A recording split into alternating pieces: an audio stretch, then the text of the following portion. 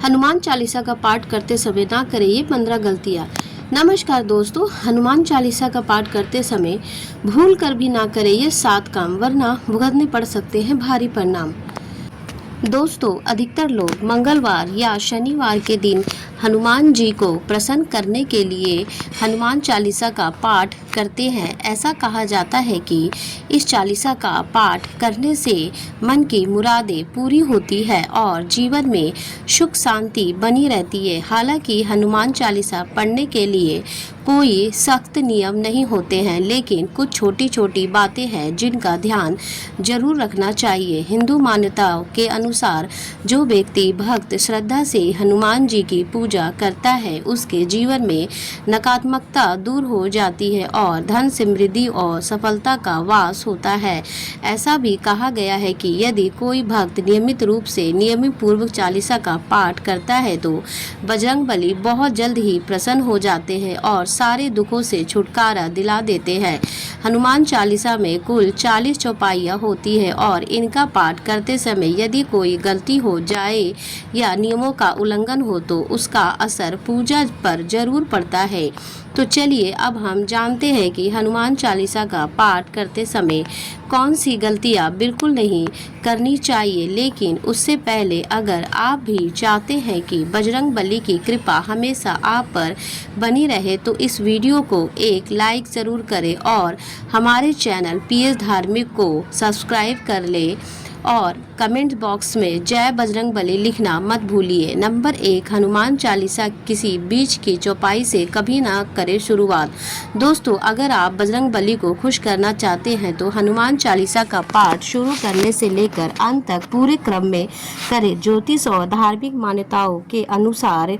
मान्यताओं के जब चालीसा का पाठ सही तरीके से और पूरी श्रद्धा से किया जाता है तभी उसका फल मिलता है। बीच की चौपाई से पाठ शुरू करना अशुभ माना जाता है। पाठ शुरू करे तो उसे पूरा करके ही उठे और पाठ में मन श्रद्धा दोनों लगे हो, वरना मेहनत का कोई फायदा नहीं मिलता है। नंबर 2, शुद्ध तन और मन से करे पाठ। कहा जाता है कि जब भी हनुमान चालीसा का पाठ करे तो पहले खुद को साफ रखे, नहाकर स्वच्छ कपड़े पहनकर दीपक जला और मन को शांत करके बजरंगबली का ध्यान करें। साफ तन और सच्चे मन से किया गया पाठ ही हनुमान जी तक पहुंचता है। नंबर 3, तामसिक भोजन और शराब से दूरी रखें। हनुमान जी बाल ब्रह्मचारी हैं और पवित्रता का प्रतीक माने जाते हैं। अगर आप भी चालीसा का पाठ करते हैं तो आपको मांसाहारी और शराब जैसी चीज़ों से पूरी तरह से दूरी बनाना चाहिए। ऐसी आदतें बजरंगबली की नाराज़गी का कारण भी बन सकती है और आपकी साधना का फल रुक सकता है। नंबर 4, झगड़ा, गाली गलौज और दूसरों को दुख देना।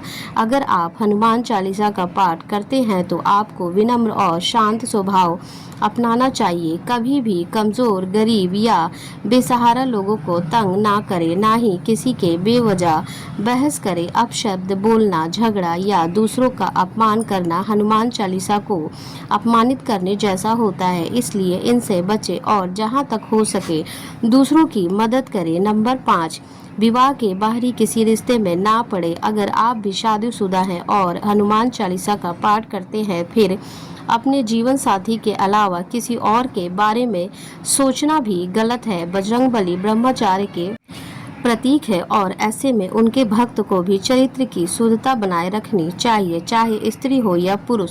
जो भी हनुमान चालीसा पढ़ता है उसे निष्ठावान रहना चाहिए। अगर कोई अविवाहित हो तो उसे पराई स्त्री या पुरुष से संबंधों से दूर रहना चाहिए। इस विषय में लापरवाही करने पर चालीसा का शुभ प्रभाव नहीं मिलता है, बल्कि इसका उल्टा असर भी हो सकता है। नंबर 6, गरीबों और बेजुबान जानवरों को ना सताए। अगर आप भी चाहते हैं कि घर में सुख शांति और बरकत बनी रहे तो कभी भी किसी गरीब या जानवर को तकलीफ ना दे। हनुमान जी करुणा और सेवा भाव के प्रतीक माने जाते हैं और जो लोग कमजोर को सताते हैं उनकी पूजा व्यर्थ चली जाती है। ऐसा घरों से सुख समृद्धि धीरे धीरे दूर होने लगती है और नकारात्मक का डेरा जम जाता है। नंबर 7, झूठ, फरेब और अपराध से दूर रहे।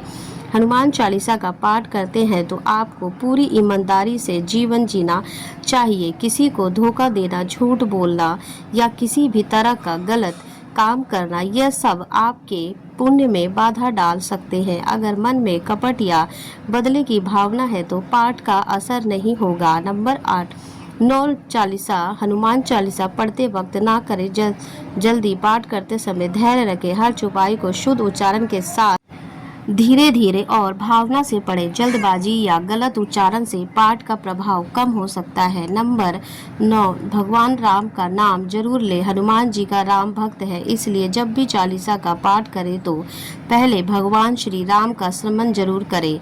उनका नाम लिए बिना किया गया पाठ अधूरा माना जाता है और इसका फल भी अधूरा रह सकता है। नंबर 10, तन और मन की शुद्धता बनाए रखें। हनुमान जी और श्री राम का चित्र सामने रखें। एक पात्र में जल भरकर रख दे, दीपक जलाएं और फिर शांति से पाठ करें। चाहे आप दिन में 3 बार करें या 108 बार, सबसे जरूरी है तन और मन की पवित्रता। नंबर 11, मन में ना आने दे गंदे ख्याल। चालीसा पढ़ते वक्त मन को भटकने ना दे। कोशिश करें कि रोज एक ही समय पर पाठ करें और अगर आप यात्रा में है या सोने जा रहे हैं तो भी श्रद्धा से पाठ कर सकते हैं, लेकिन मन एकदम साफ और एकाग्र होना चाहिए। नंबर 12, मंगलवार और शनिवार को जाए मंदिर।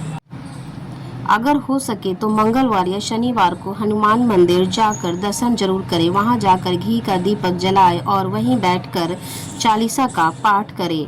यह बहुत ही फलदायक माना जाता है। जीवन के बड़े बड़े संकट दूर हो जाते हैं। नंबर 13, बुरी संगत से बचें। अगर आप चालीसा का पाठ कर रहे हैं लेकिन साथ में बुरी संगत भी है तो इसका कोई लाभ नहीं होगा। गलत काम करने वालों का साथ देने से आप भी खुद भी नीचे गिरने लगते हैं। हनुमान जी की कृपा पाने के लिए जरूरी है कि आप सज्जनों का साथ रखें और बुरे रास्तों से दूर रहें।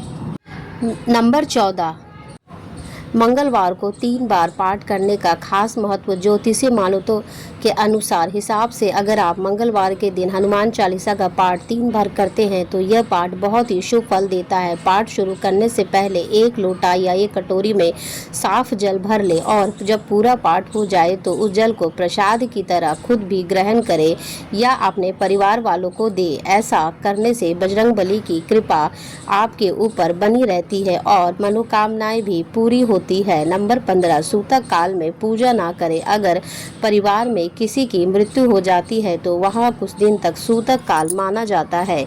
इस समय में कोई भी देवी देवताओं की पूजा नहीं करनी चाहिए, नहीं घर के मंदिर में दीपक जलाना चाहिए। हनुमान जी की पूजा तो इस दौरान भूल कर भी ना करें। जब तक सूतक काल समाप्त ना हो जाए तब तक मंदिर में प्रवेश भी ना करें। ऐसा करना अशुद्ध माना जाता है। अगर आपको यह बातें दिल से सही लगी हो तो वीडियो को एक लाइक ज़रूर करें और चैनल को सब्सक्राइब कर लें और कमेंट्स बॉक्स में जय बजरंगबली जरूर लिखें। आपके एक लाइक से हमको हिम्मत मिलती है ऐसे और भी जानकारी लाने के लिए।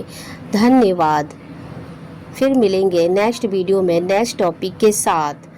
तब तक के लिए आपका वीडियो देखने के लिए बहुत बहुत धन्यवाद।